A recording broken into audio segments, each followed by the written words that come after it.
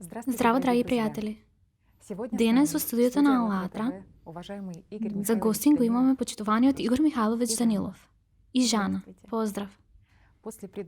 По претходното видео луѓето имаа многу прашања. Некои луѓе разбираат дека е потребно да се обединиме, но си го поставуваат прашањето. Но како да го направиме тоа и со што да започнеме? Други луѓе не разбираат зошто воопшто да се обединуваат и што е обединување. Додека други се заинтересирани за изгледите на таквото обединување и специфичните фази, чекор по чекор во неговото спроведување во сегашната ситуација. Значи денес би сакале да разговараме за ова и да ги средиме прашањата на луѓето што ги имаат врска со темата обединување. Поентата тука е дека луѓето не разбираат за што се што е обединување и за каква цел. И јас тоа го разбирам. И што ова има врска со креативно општество. Гледам, ајде да ги објасниме овие прашања. Да, првото прашање, моите пријатели и јас разбираме дека треба да се обединиме. Но на кој начин? Во денешно време луѓето се обединуваат главно на краткорочна основа, врз интереси и за да заработат пари. Но дали имат придобивка луѓето и дали навистина има корист во луѓето за креативно општество? Да започнеме со фактот дека е невозможно да се изгради креативно општество без обединување на луѓето. Треба правилно да го разликуваме ова, бидејќи колку и да изгледа чудно, обединувањето на луѓето во градењето на креативно општество се одвива врз основа на консумеристичкиот формат. Мислам, креативно општество треба да се изгради така што ќе се извлечеме од потрошувачкиот формат што постои денес, кој го промовира и поддржува и придонесува за развој на сите ниски квалитети на човечко суштество. Затоа имаме војни, лаги и измами наоколу. Затоа секоја личност, секој на овој свет, секој е во неизвестна состојба и нема гаранција за утре. И ова е вистината. Никој не е сигурен во утрешниот ден, освен некој глупов или премногу наивна личност, додека во реалноста тоа е така. Затоа потрошувачкиот формат се надминува себе си и затоа што тука човек е волк за човек. Измисли дека е таква креација за животниот стил според законите на толпата на волци. Или уште полошо, во толпата волци има поголем ред отколку кај луѓето денес. Тоа е вистината. Секој е загрижен само за тоа како да заработи пари, како да лаже, како да преживее и слично. Таков е животот во денешно време и таков е форматот. Затоа се случуваат војни. Бидејќи мала група на луѓе или најчесто една личност поради својата алчност и гордост е причината за многу војни. Зошто? Тој сака да го земе она што им припаѓа на другите. Потребни му се туги територии и туги средства. Затоа започнуваат војните. Значи се оди како што беше во последните 6000 години. И само се усовршува. Па дури и не толку. Јасно е дека сега влеговме во време на кое, да речеме, не е толку добро и пред нас се две опции. Или ќе го изградиме креативното општество, или се уништуваме едни со други. Тоа не е застрашувачка приказна, тоа е реалност. Во претходното видео разговаравме за климата, колку се е сериозно, дека веќе постои синхронизација на негативни климатски настани. И ова е веќе нова фаза. Многу депресивна и многу вознемирувачка. Ајде да го поставиме тоа така. Затоа, градењето на креативно општество е најперспективната и единствената, да речеме, можноста за преживување на целото човештво. Да преживее мирно, без да се уништуваат едни со други. И ова треба да се направи. Но за ова обединување на луѓето, да е од суштинско значење, најинтересна поента тука е дека обединувањето се гради токму од корист, од лична корист на секого. Се уште постои овој образец. Принципите на консумеризам, израснати кај луѓето, се уште остануваат доминантни. Невозможно е да се влезе во идеално општество од потрошувачки формат. Тоа е нереално. Замислете само, ако земеме лисица и ја ставиме во кафе со кокошка, што ќе се случи? Ќе се случи неволја. Истото е и тука. Истите модели ќе се активираат. Секако, значи кога се обединуваме да ги пренесеме луѓето кои се воспитани со овој животински инстинкт, вкоренет толку длабоко во себе, кој преовладува во сите сфери на денешното човештво и да се пренесе во ова идеално општество, ова е апсолутно нереално. Како луѓето велат дека за идеално општество ти требаат идеални луѓе. Апсолутно во право, но идеалните луѓе треба да бидат воспитани и како и да е, треба да има одредена транзиција. Затоа, најправилна одлука, еве јас ќе отстапам малку, сите бараат супер идеја, наднационална идеја, обединувачка, и никој ја нема оваа идеја. Ниту во една земја во светот, и нема да ја има, затоа што единствената идеја денес е идејата за мирно постоење. Идејата за она што го сакаат сите луѓе, нели е така? И што сакаат сите луѓе? Сите луѓе точно го сакаат креативното општество. Можеби ќе треба да повториме дека во последните години, веројатно, околу 9 години, работиме со волонтери низ целиот свет, кои спроведоа разни истражувања. Имаше Лагода, потоа Латра, имаше разни проекти и милиони на луѓе навистина беа испитани во сите делови на земјината полутопка, насекаде. И секој го сака истото. И врз основа на ова, што луѓето навистина го сакаат, изградени се 8 основи на креативно општество. Тоа е желбата на луѓето. Тоа е она што тие го сакаат. И ова треба да се направи. Сепак, за време на спроведувањето, овие луѓе, кои сакаат да живеат во ова креативно општество, излегоа со многу прашања. Сепак, има многу недоразбирање. Како да се обединиме? Зашто да се обединиме? И многу луѓе мислат дека ако се обединиме, тогаш се активираат размислувањата од минатото, па затоа треба да ги обединиме нашите градини, фрижидери и џебови. Или како колективизација. Да, целосна колективизација и интеграција. Сортирано изедначување, дека се е унифицирано и идентично. Секако, сигурно. Приходите да се поделат подеднакво меѓу сите луѓе. Да, ова е она што свеста ни го нафрла. Во никој случај, мои пријатели, треба да има пазари, да има приватна сопственост и вашиот фрижидер да остане ваш фрижидер. И никој не смее да влезе во вашиот џеб, освен кога ќе стават нешто таму, но во никој случај да не извади нешто. Ова се принципите врз кои треба да се гради креативното општество и луѓето да се обединуваат. Тогаш ќе се појави прашање. Значи, што значи обединување? Ова е многу едноставно, пријатели. Обединувањето на самата идеја. Обединување значи дека заеднички го вложуваме нашето внимание во една идеја, основање на креативно општество, со цел да го подобриме нашиот живот пред се и најважно, и да обезбедиме подобрување на животот на нашите деца воопшто и нашите потомци, внуци, правнуци. Така да го напуштат светот за нив, да го напуштиме светот за нив каде што ќе има мир, каде што ќе има социјална заштита, каде што ќе има доверба во утрешниот ден за секоја личност. Но во овој свет нема да го има да ги има, да речеме, овие паразитски идеи. Не може да ги наречете поинако. На крајот на краиштата, овие идеи се фрнени во нашата свест, дека се треба да се дистрибуира подеднакво. Простете, но една личност работи многу, додека друга не прави ништо. Па што треба да се дистрибуира подеднакво? Тоа е нефер, додека во креативно општество е пред се најправедното и најискреното општество. На што се разликува? Ние веќе разговаравме за тоа и ќе повториме. Пред се потрошувачкиот формат е всушност нарачка, каде се игра представа со животот на луѓето. Тоа е првата точка. Но дури и оние кои си играат со животот на луѓето, тие се играат со нивниот живот. Покрај тоа, во потрошувачкиот формат, да речеме, навистина се формирани сите услови, за да преовладуваат најзлобните човечки квалитети. Ова е охрабрувано и поддржувано. Тие пишуваат една работа на хартија, но се случува нешто сосема друго. Затоа што оние на кои ја делегиравме моќта, велат едно, но постапуваат поинаку. И тие создаваат такви услови, каде што цветаат сите наши ниски животински квалитети. Омраза, лутина, омраза меѓу браќата и многу други негативни фактори, од каде се потекнува. Постои чиста манипулација со свеста.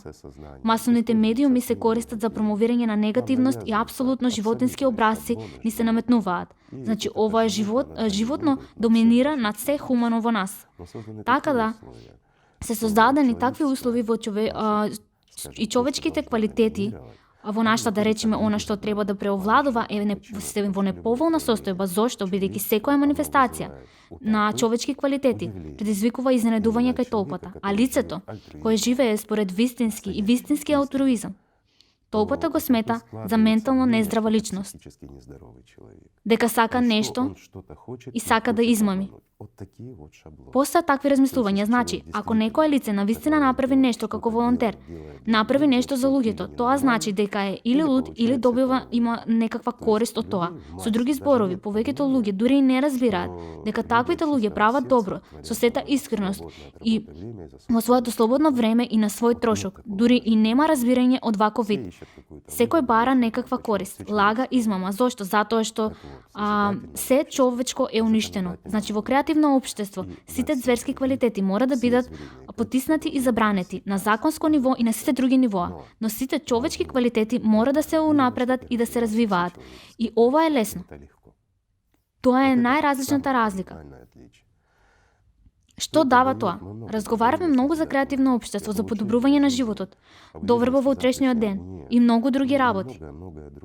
И ќе разговараме повторно, можеби дури и денес, за тоа кој придобивки креативно општество навистина ги дава на некоја личност. Нагласувам, на секоја личност на оваа планета. Никој не смее да биде сиромашен. Згоре на тоа, никој не смее да биде питач. Никој не биде да биде угнетен. Зошто? Затоа што тоа е првиот темел на креативно општество, каде се вели дека нема ништо повредно од човечкиот живот. И од тука треба да продолжи се.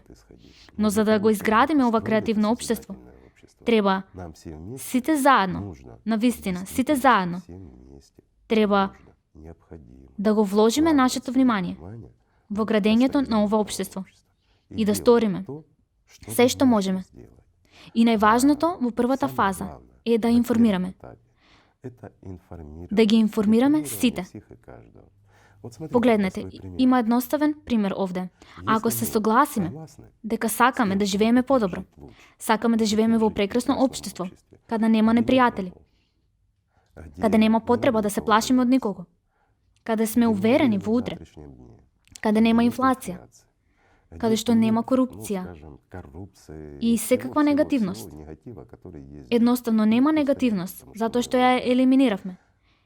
Ние сакаме да живееме во такво општество, но за ова треба само да ги информираме сите наши познаници. Неопходно е да се осигура дека никој во нашето окружување, да речеме, не остане несвесен, дека можеме да го изградиме креативното општество и мора да го изградиме. Ако го сториме тоа, креативно општество ќе се случи.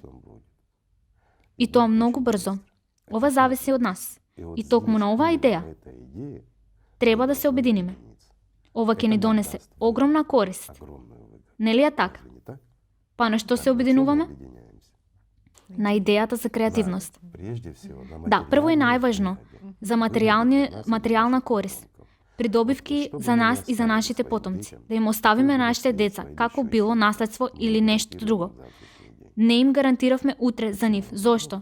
Проблеми со здравствена заштита, мирот во овој свет, инфлацијата и многу други работи. Така ги оставивме нашите деца, внуци, потомци во исклучително тешка ситуација, во потрошувачки формат. И ова воопшто не им гарантира утре. Без оглед на тоа колку и да се обидуваме, додека ако го оставиме креативно општество на нашите потомци, ова е гаранција за утре и задутре за нив. Зарем не е тоа прекрасно? Ми се чини дека е прекрасно. И заради ова, треба да се работи малку. И да се започне разговор со луѓето. И тука се наметнува друга точка. Луѓето се плашат да зборуваат на оваа тема. начинать разговаривать на эту тему. Од зборување, повторно, темата што ќе мислат тие за Что мене. подумают обо мне? Я Сега начал погледнете говорить што о ќе мислат тие за мене. Почнав да зборувам за креативно општество. Сепак, што е лошо во креативно општество? Зошто не се плашиме да се лажеме едни со други или да лажеме за да добиеме нешто, некаква корист? На крајот на краиштата, ништо нема да му даде поголема корист на човекот, на кој било кој човек, отколку наградењето на креативно општество. Нели е така? И се плашиме да разговараме за ова. Зар не е тоа парадокс? И сега погледнете, пријатели мои, на пример, ако го земеме LGBT движењето, немаме ништо против него. Секој има право да го живее животот како што сака. Во овој случај, ние свативме како позитивен пример дека, на пример, пред 20 или 30 години никој не би помислил дека LGBT ќе биде законски одобрен во многу земји. И не дај Боже да кажете нешто лошо против нив. Тоа е многу мала група на луѓе во општеството кои ги стекнаа своите права. Нели? И бидејќи тие веќе се малцинство, тие не сметаат и не смеат да бидат навредени. Извинете, мои пријатели, тоа се малцинство кои ги стекна своите права. За толку чувствително прашање, не се плашат да зборуваат за тоа. Представниците на LGBT заедницата не се плашат да зборуваат за своите проблеми, за да ги стегнат своите права, додека вие, мои пријатели, се плашите да зборувате за вашите права во смисла на градење на креативно општество. Дали е ова смешно? Не, навистина, всушност е тажно. Зошто тажно? Затоа што сме навикнати да ги браниме своите права и луѓето ни покажаа пример, жив пример за тоа како дури и малцинство може да ги надмине своите права и сите наспроти нашата волја. Додека се плашите да разговарате за тоа со пријатели и познаници со цел да ги направите вашите деца среќни, со цел вие самите да живеете во среќа и радост и да не се грижите за некој денар. Што ако го загубите или не успеете да го заработите? Што ќе се случи со вашите деца? И ако се разболат или добиете сериозно заболување, дали ќе имате доволно пари да го излечите вашето тело? И што ако вашето дете се разболи? Дали ќе прашате на телевизија, луѓе помогнете ми, не дај Боже. На крај, никогаш не знаеш, во странските болници, третманот на одредена болест е исклучително скап. И овие цени се недостапни за просечна личност. И луѓето се принудени да крадат, да молат и да апелираат. Нели е срамота? Додека се осигури дека здравствената заштита е достапна, бесплатна и еднаква во целиот свет. Се извинувам, ке речем малку, на крајот на краиштата, поголемиот дел од мојот живот го поминав во здравствена заштита и не ми е јасно како е можно ова, како е можно во една земја родителите да останат сами со здравствен проблем на своето дете. Тие морат да продадат се, да им приоѓаат на странци со барање и буквално да ги молат, помогни ми да го лекувам своето дете. И како е можно нешто што всушност чини пени, да чини огромни пари во странските болници? И зошто, се извинувам, го немаме во нашата земја? И зошто не е достапно бесплатно? Не се однесува само на нашата земја, каде што живееме, туку ги засега сите ширум светот. Нели е така?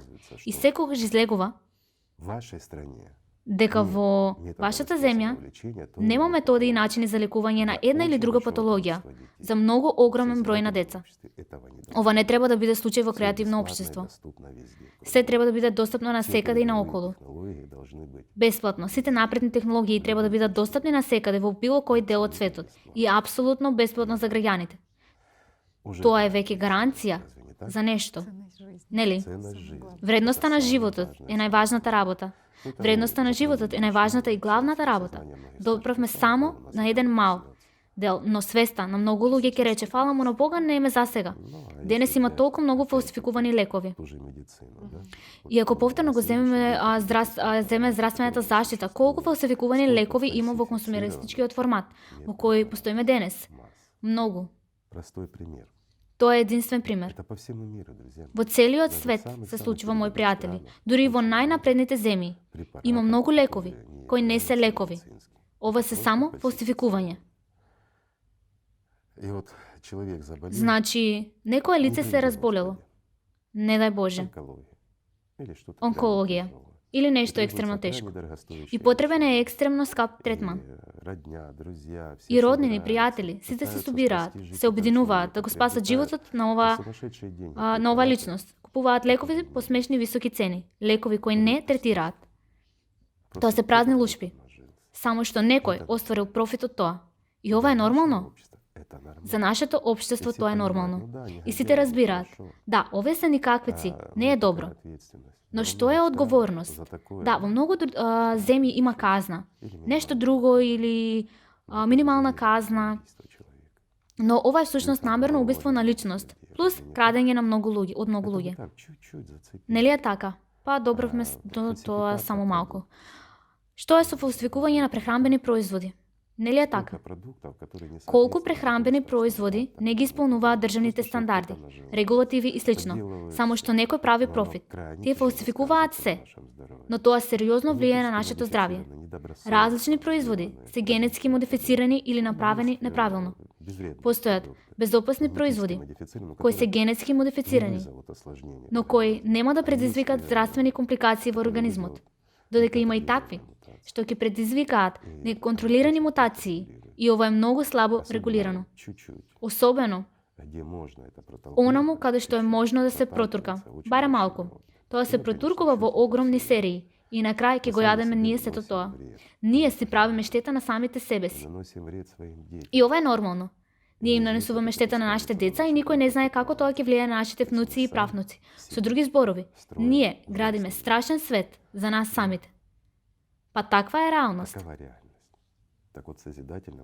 Значи во креативно општество, ова е нереално и невозможно. Зошто? Затоа што тие велат, како е невозможно, на крај на краиштата тоа постои сега. Сега тоа постои затоа што го имаме во аквиот формат, затоа што не го цениме човечкиот живот, ниту наш, ниту на некој друг, додека во креативно општество најголемата вредност е човечкиот живот, кучувајќи го и вашиот живот, и животот на вашите роднини, пријатели и сите луѓе. Тоа е разликата, мои пријатели. Мислам дека треба да се обединиме и да започнеме отворено да разговараме за тоа. На крај на краиштата, зашто зборуваме? За тоа што ги подобрува нашите животи, што ќе ги наполни нашите фрижидери, што ќе ги пополни нашите џебови и што нема да не преоптоварува како коњче. Гледате? И работата ќе стане радост. И ова е возможно. Многу луѓе ќе речат, како е тоа? Лесно, мои пријатели, лесно. Се е многу едноставно. Значи во основа луѓето се плашат дека ќе се смени, кога ќе се смени нов политички поредок или нешто друго, секој се плаши да изгуби нешто. Ова не е политички став. Може ли нешто да се изгуби? Уште еднаш велиме дека креативно општество не може да биде политички поредок или нешто друго. Не, тоа е целосно отсутство на било какви политички наредби. Политиката е контрола над луѓето. Тоа е манипулација. И како што рече Джеки, мислам на вештачката свест, политичарите се професионални лажговци. Тој тогаш направи добар заклучок. Навистина, без навреда, но навистина е така. Затоа, не треба да има моќ над некоја личност во креативно општество. Никој нема право да има каква било моќ на другите луѓе. И ова треба да биде заведено во законот. И не само зацртено во законот. Ние треба да го поддржиме. Зошто? Ќе ве објаснам на едноставен начин, пријатели. Без оглед на тоа каква личност ќе земеме. Најдобрата, најпросветлената, најлюбезната, најдуховната. И ќе ја поставиме над нас. Со тоа што ќе му дадеме моќ. Тој ќе стане ист како и сите други. И тоа многу брзо. Многу брзо. Дури и најдуховно просветлената личност го издржи тестот на моќта, тогаш неговиот наследник сигурно ќе стане ист како и сите останати. Во секој случај, луѓето што го окружуваат овој духовен и просветлен водач ќе станат исти како оние што владеат со овој свет сега. Тоа е закон на природата. Најважното и главното кога се гради креативно општество е да се биде искрен. Да се знаат сите најнегативни квалитети на човечко суштество. Отворено да се препознае сето тоа. И сето тоа да се земе во предвид при неговото градење. Да се создаде ова општество на таков начин што би било невозможно за некој да манифестира ниски и најлоши квалитети, особено во оние позиции каде што има одговорност пред општеството. Тогаш се ќе биде добро. Тоа е ако некое лице е назначено на одредена позиција да координира некои активности, економија или нешто друго. Тој не треба да има моќ. Луѓето треба да имаат моќта.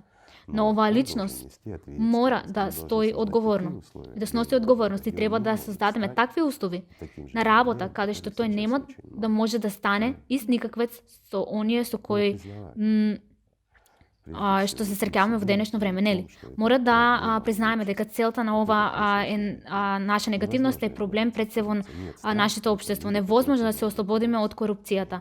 Нема земји во овој свет каде што нема корупција, ги нема. Постојат скриени попаметни форми на корупција.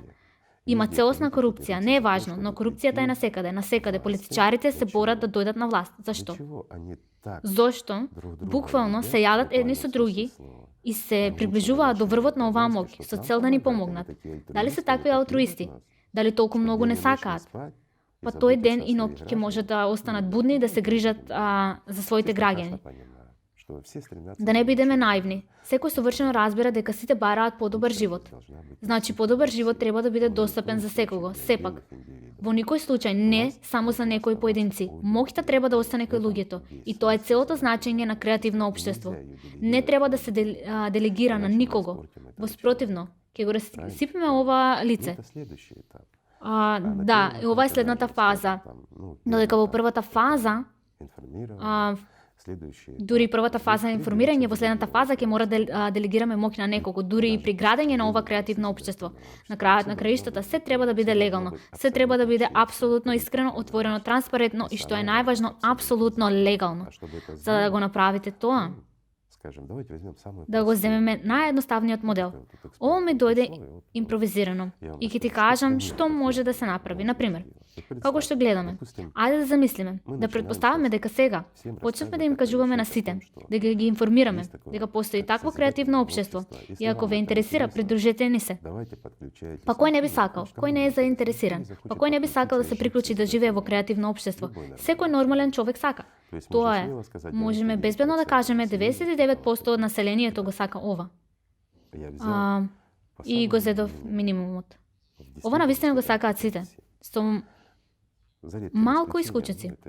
Тоа се, извинете, луѓе кои се болни или кои веќе се, како да кажам, не се здрави, имаат психолошки проблеми и слично. Мислам, може да има и такви луѓе. Тоа е еден во илјадници, додека сите други го сакаат ова. Значи, за да го изградиме, треба да ја поминеме првата фаза. Првата фаза е да ги информираме сите и секого. И кога? Ќе ги информираме луѓето.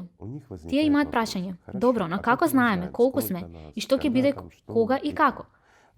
За оваа цел постои платформа на Allatra Unites. Може и ќе ви покажеме во моментов. И исто така, ќе ви покажеме како може да се регистрирате таму.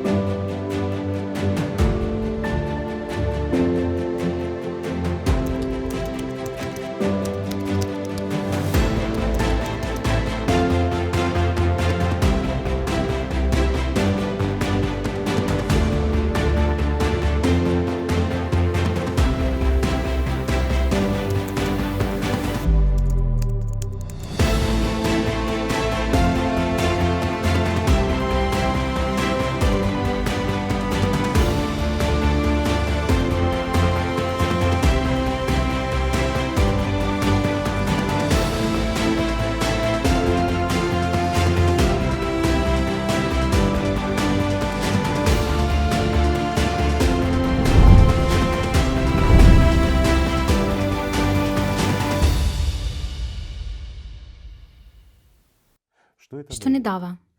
Ни дава идеја за тоа колку луѓе во секоја земја го поддржуваат креативно општество. Нели? И кога луѓето ја посетуваат веб страницата, тие се регистрираат во едноставна форма и избираат дали го поддржуваат, не се подготвени или го поддржуваат и се подготвени да соработуваат и повеќе. Постојат 3 прашања. Да, го поддржувам, спремна сум и ќе го сторам тоа, да. Едноставно со регистрирање со вашата имейл адреса, на која може веднаш да размените или да креирате нова. Тоа не е тешко. На овој начин е видлив бројот на луѓе. Така, на пример, во земја каде што има одредена бројка, или во сите земји, знаеме колку луѓе имаат право да гласаат на избори, што значи многу зависи од нив. Тие се толку активно гласачко тело и кога повеќе од 50% од активното гласачко тело во една држава го поддржува креативно општество, тогаш веќе може да продолжиме кон вториот дел. Вториот дел, да го наречеме изборна платформа.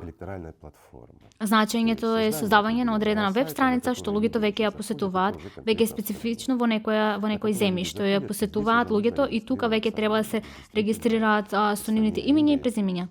И некои од нивните строго лични податоци, да. Да се најавите со лозинги, така што никој не може да се најавува и се тоа е многу лесно. Значи ова изборна платформа веќе станува основа за понатомошно градење. Што значи ова значи дека гласачкото тело започнува да ги бира самите политичари за себе, кои се целосно го поддржуваат креативното општество. Со други зборови, оние кои го градат, додека други не се избрани. И зошто на електоратот ќе му требаат други, оние што сакаат да го продолжат потрошувачкиот формат и да бидат слободни на товари. Ова не е во ред. Значи, кога луѓето ќе стапат на власт од перспектива на креативно општество преку изборна платформа,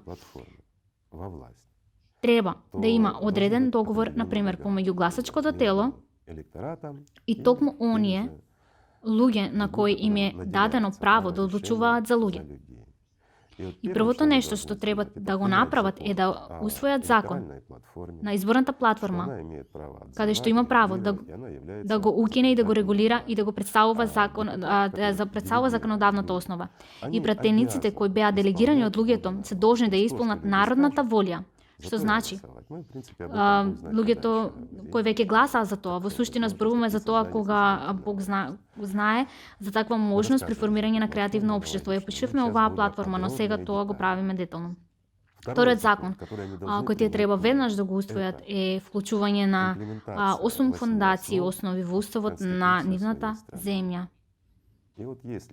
Иако луѓето не се придржуваат веднаш штом стапат на власт, првите закони што треба да се донесат се следниве. Првиот е изборната платформа, а второто е вклучување на 8 основи во уставот на нивните земји. Ако не успеат да го сторат тоа, оваа нација ги повлекува своите гласови, што значи организира повторни избори во оваа земја. И оние луѓе кои ги избраа и на кои привремено им ја делегираа својата моќ, едноставно стануваат ист народ како и сите други. Но ќе биде поправилно ако тие одговарат пред нацијата за лажење, за користење на оваа можност и за неисполнување на ветеното. Од тука започнува се. И тогаш започнува донесување на одредени закони, одлуки и се друга. И 8 основи веќе се во уставот. Останатото е чиста формалност. Но кога јасно е, ќе развлече малку, е невозможно да се изгради креативно општество во една единствена земја. Колку и да го сакаме тоа. Зошто? Дозволете ми да објаснам. Едноставно, замислите земја во која луѓето сакаат да живеат во креативно општество, но сите земји околу остануваат во консумеристичкиот формат. Денес, економиите на земјите сите се меѓусебно поврзани, потрошувачката е насекаде, додека овде постои креативен ред. Со други зборови, нешто од овие основи може и треба да се спроведе, се разбира, и луѓето ќе бидат обврзани да го спроведат тоа. Плюс освојување на закони е веќе под контрола на луѓето. И во иднина ќе има постепена транзиција кон проширување на креативното општество во зависност од економијата и условите. Во овој момент самите луѓе веќе треба да бараат, да следат, да избираат и да донесуваат одлуки. Зошто? Бидејќи изборната платформа станува основа. Ќе ви објаснам што значи тоа. Например, еднаш неделно добивате 3 или 4 закони што треба да се разгледаат со неколку клаузи и коментари. Не е тешко да се поминат 15 или 20 минути да се гласа. Да или не? Многумина ќе речат. Многу луѓе немаат пристап до интернет. Да, многу од нив. Но овој проблем мора да се реши. Освен тоа, не е тешко да им се помогне на вашите пријатели и познаници преку истиот гаджет, да речеме преку истиот телефон, на пример. Внук или внук може да посетат својата баба и да ја регистрираат на крајот на краиштата и таа има право на глас. Дали е тешко? Не. Објасните и кажете и нека направи свој личен извор. И нека се најави со нивните информации. И така ќе се направи одлука. Не треба да биде како што е денес. Денес ние донесуваме многу различни закони и тие велат дека ова е витална потреба. Зошто, момци?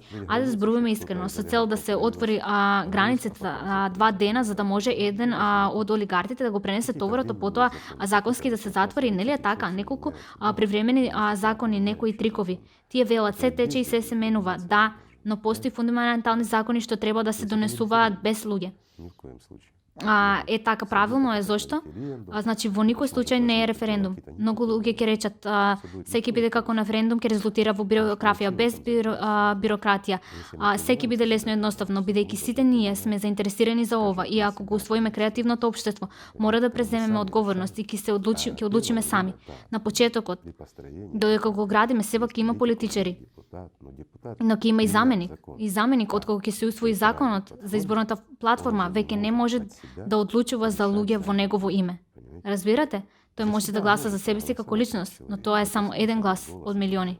Сепак, тој не може да носи одлуки кои се поволни за него, за неговите другари, пријатели, роднини, но не поволни за луѓето што го одбрле со моќ. Тој нема да може, затоа што само ја исполнува волјата на луѓето, како што и треба да биде. На крајот на краиштата во сите устави на светот е прецизирано дека целата моќ им припаѓа на луѓето, нели е така? Така е, затоа моќта треба да им припаѓа на луѓето, барем во креативно општество. Ако го сакаме тоа. Додека ако не го сакаме тоа, нема да го сториме. Нели, тогаш ќе останеме такви како што сме. Тоа е наш избор на луѓето. Но ако го сакаме тоа, тогаш сето тоа ќе се направи законски и како што треба. Нели? Правилно е. Да уништиме нешто пред да изградиме нешто ново. Така, креативно општество треба да биде изградено на таков начин, каде што најпрво нешто ново и добро ќе биде изградено, а лошото и старото ќе биде изоставено. А не треба нешто да се уништи пред нешто да се изгради. Најпрво мора да изградиме нешто ново, а потоа да го отстраниме оно што е лошо. И овде ништо не е комплицирано. Затоа ајде да се навратиме и да речеме, кога некоја земја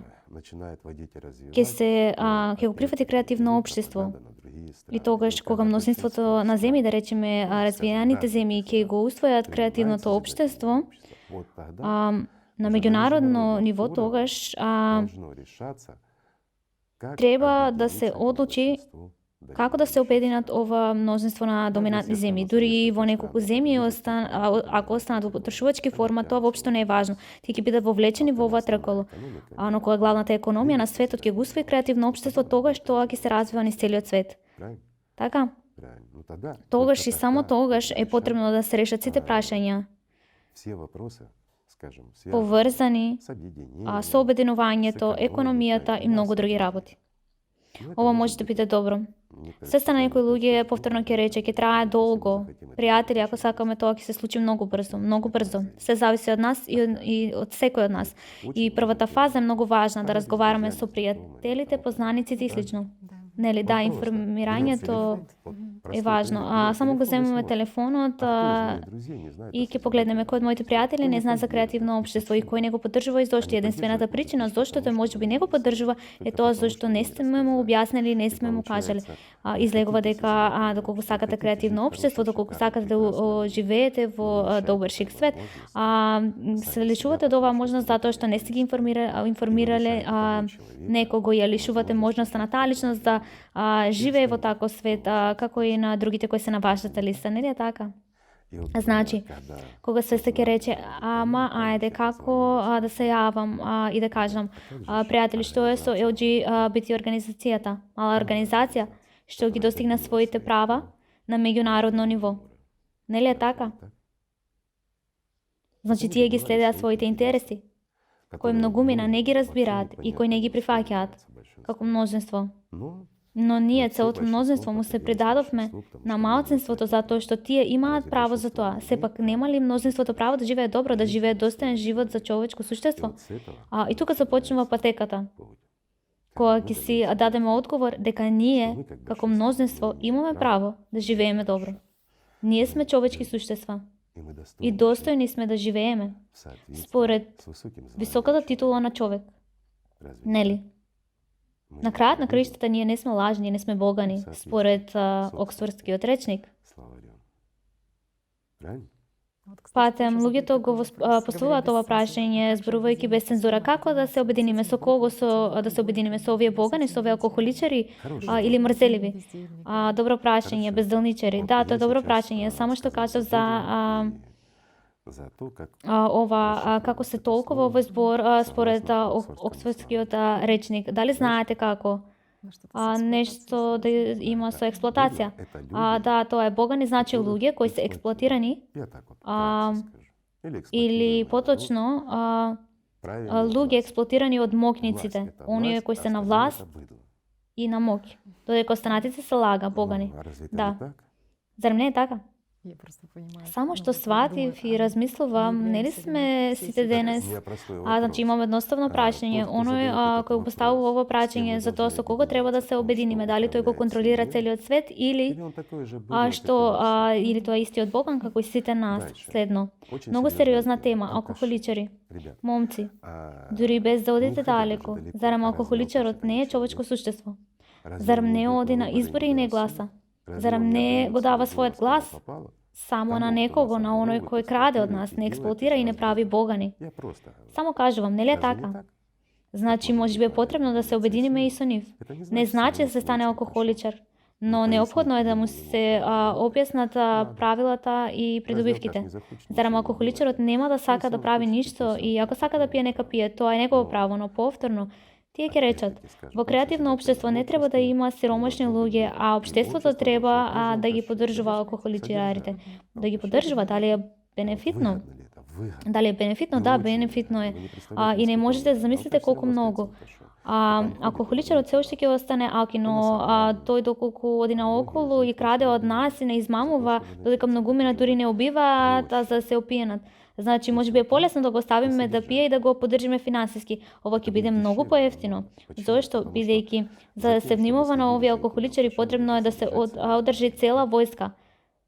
Од оние кои се борат со нив, од оние кои се обидуваат да ги лекуваат и да ги превоспитаат. Тоа е право на една личност, да се биде или да не се биде алкохоличар, но ако ја разгледаме длабочината на ова, алкохоличар станува алкохоличар, но не се раѓа. И да, има пример кога некое лице не видело ништо друго. Тој живее меѓу луѓето кои пијат алкохол и тој е навикнат уште од детството. Таква ситуација навистина се случува, но е исклучително ретка. Начесто алкохоличарите се луѓе кои не успеале да го применат својот натрешен потенцијал поради одредена причина. И ќе ви дадам едноставен пример од здравството. Познавам луѓе кои станаа алкохоличари и се претворија во никој. Иако на почетокот беа многу талентирани. Тие имаа прогресивни идеи, кои може да му помогнат на целото човештво, како целина да се справи со многу сериозни проблеми, вклучувајќи болести и разни патологии. Тие најдоа решенија, што никому не му беа потребни. Зошто? И еве еден многу интересен одговор исто така.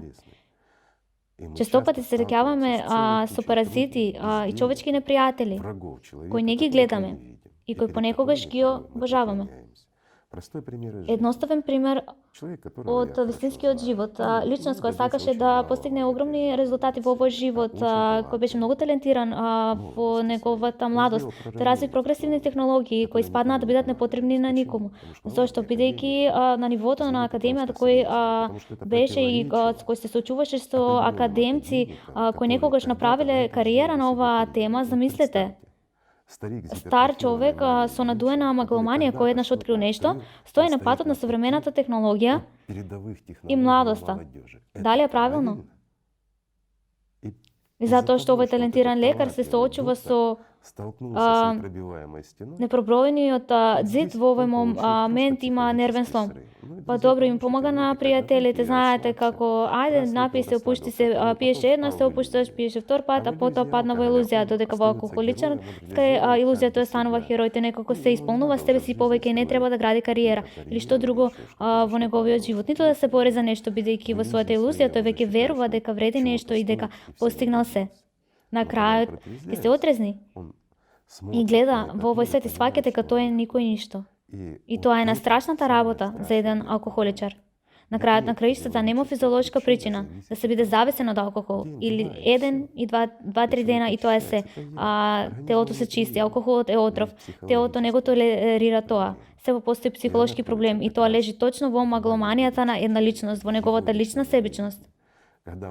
Кога не е во состојба да постигне нешто во реалноста, тој почнува да пие алкохол, дрога, разни субстанции, кои го доведуваат во состојба на илузија.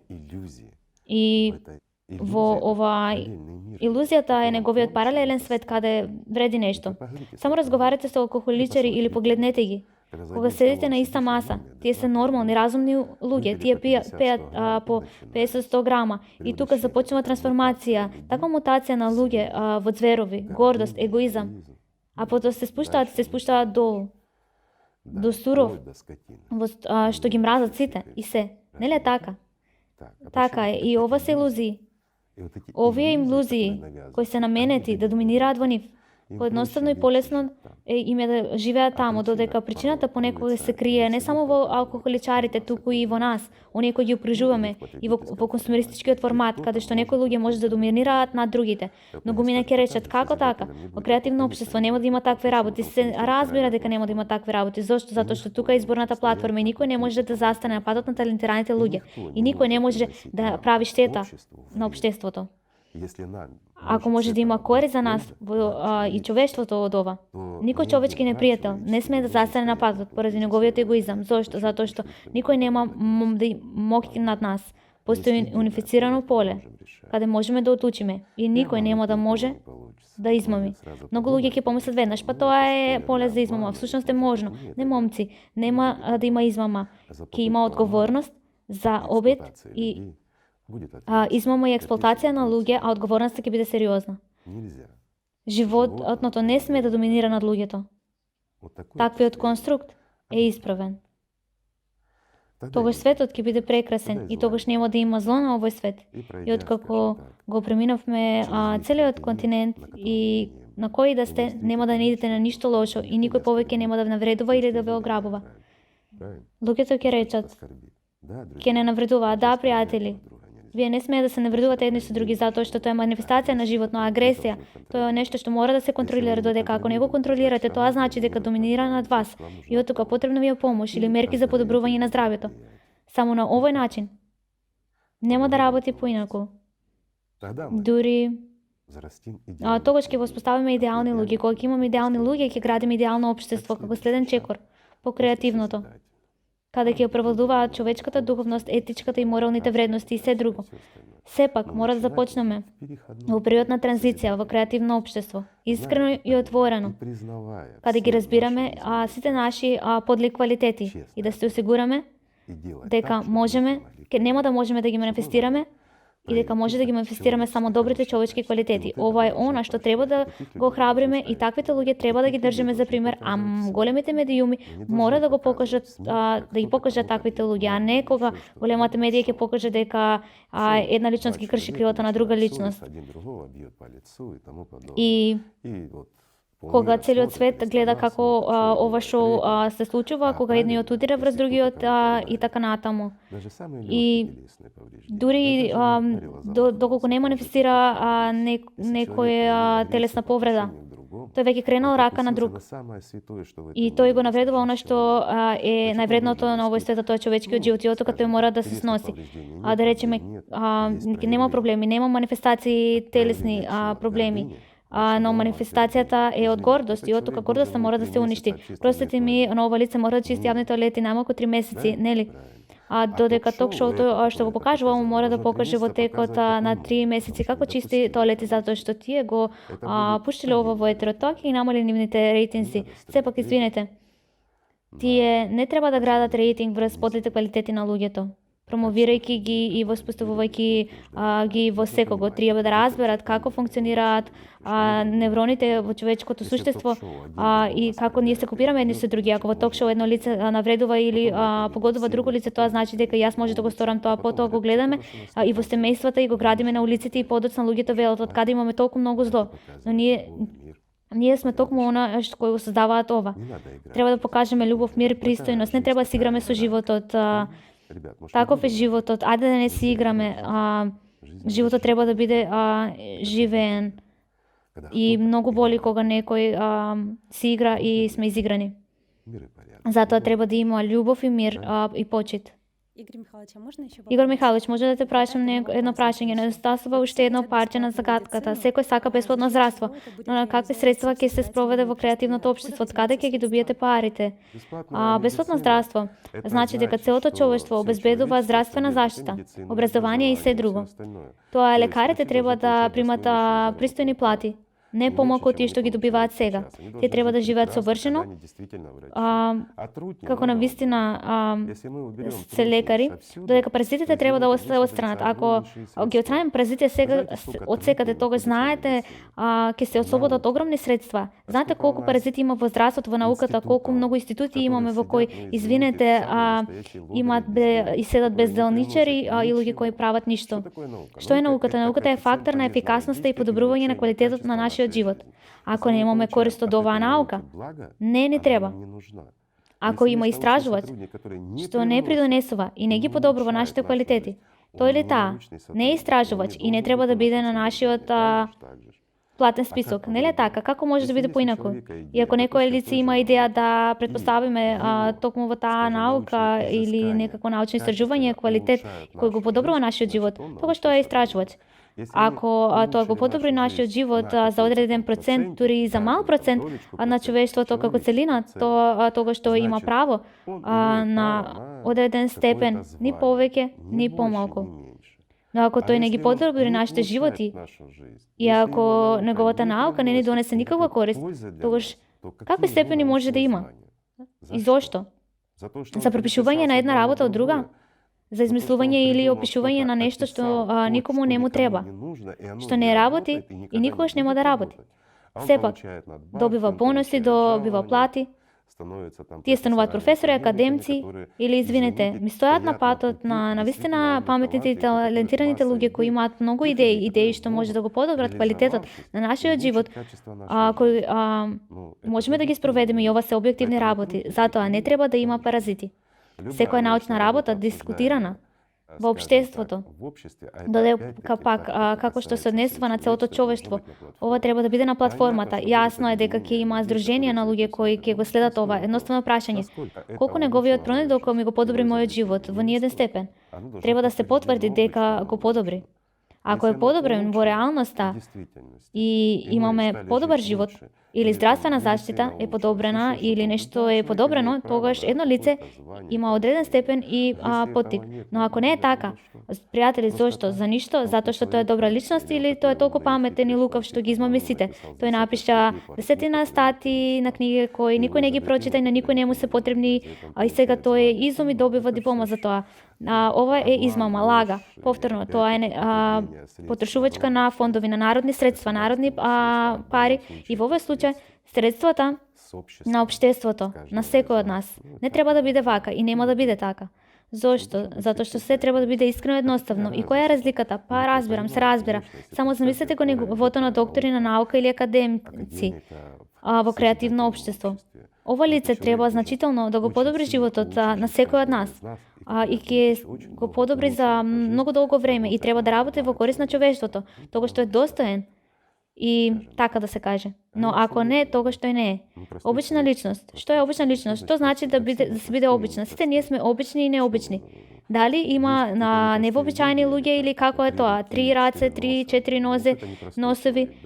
Необичната или природата вложила дополнителен напор, додека сите останати, да речеме, се вкупуваат во природата. Антропометријата се обични луѓе, значи не треба да кажеме обични или необични. Сите сме луѓе и сите сме исти. Мислам дека има уште многу прашања. Ајде да продолжиме со прашањата. Извинете за таквиот вовед, но претпоставувам дека сега јасно зошто и како треба да се обединиме. Нели, мои пријатели? Повторно велам, ние не се ги обединуваме на нашите паричници или фрижидери и ништо. Ниту едно семејство, ниту куки, ниту градини, никој не смее да изгуби ништо. Само се синхронизираме. Го вложуваме нашето внимание во една цел, со цел да го сториме ова. Можеме ли да го направиме ова? Лесно, мои пријатели. Значи, ние мора да го сториме ова. Напоменавте доста прецизно во однос на синхронизацијата и постојат доста експерименти кои посочуваат на тоа дека во природата, во бројни системи, постои ефектот на синхронизација. Секако. Каде што научникот Хигенс откри одамна во 17 век. Тој рекол дека го забележал ова при наблюдување на зидни часовници кои почнале да работат исто после одредено време. Неколку часовници, така, неколку часовника, кои едноставно почнаа да работат истовремено, на иста основа, доаѓаат во резонанца. Пендалуми. Значи на еден бран, електромагнетна резонанца се јавува помеѓу два пендалуми. Да, и овде постои друга интересна точка. Многу експерименти беа спроведени на база на ова и беше обрнато доста внимание. Затоа, пријатели, ќе ве запрашам, замислете, постои платформа и има два пендалума кои работат асинхроно. После одредено време, јасно е дека ќе се синхронизираат, стојат на иста платформа и сега прашање. Замислете платформа со два пендалума и платформа со 5. И сите 10 пендалуми ќе работат со своја фреквенција, што значи целосно се асинхронизирани. Кој од овие системи ќе се синхронизира побрзо и ќе се јави резонанца? Просто прашање. Што мислите? Она со 10 пендалуми. Да, но свеста ви вели она со 2. Зошто? Бидејќи ќе биде побрзо за 2 отколку 10. Не, мои пријатели, 10 пендалуми доаѓаат во резонанца многу побрзо од 2. И повторно што се однесува на обединувањето. Ако го земеме Цијолковски, така, кога две личности ќе се обединат, нивната ментална сила, аура, се зголемува 7 пати, нели? И интересно е, со секој следен се зголемува уште повеќе, значи сега се 3. Така, доколку тројца се обединат, тоа е веќе 7. На втората помоќност, значи се засилува на 48 пати секако. Нели е интересно? Да, важно е она, бидејќи се случува на избран и би требало да има една цел. И тука многу е важно. Исто така забележивме дека треба да има една идеја, една цел и нашето внимание треба да влезе во тоа, што значи треба да влеземе во резонанс за постигнување на една цел. Ова е она за кое зборуваме при воспоставување на креативно општество. Нашето обединување е потребно само така што сите заедно ќе го насочиме своето внимание во една цел и ќе го спроведеме. Значи ние мора да одекнуваме, а не да дизонираме едни со други. Нели, тогаш ќе го изградиме многу лесно и брзо. Се зависи, мои пријатели, повторно од нашите аспирации и моќта што ја вложуваме и човечката моќ, вистинската моќ е во нашето внимание.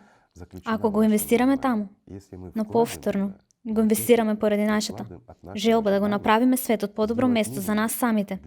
Ние ниту противречиме ниту тие модели на потрошувачка. Ние сакаме да создадеме убав и безбеден свет за нашите деца и наследството кое можеме да им го оставиме, нели е така? Ние им даваме не само утре, туку и задутре.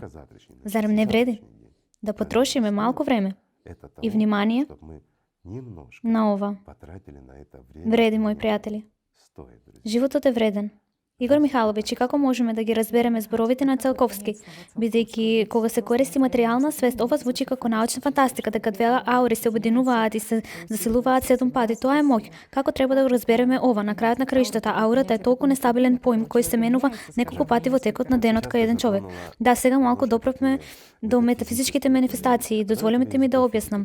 Од овој јазик на физика, замислете, максимална тежина што може да ја кренам е 50 кг, максимална тежина што можете вие да ја кренете 50 кг. Колку можеме заедно да кренеме? Едноставно прашање. Кои се нашите граници и лимити за кревање? Ако користиме математика, тогаш 100 кг, да.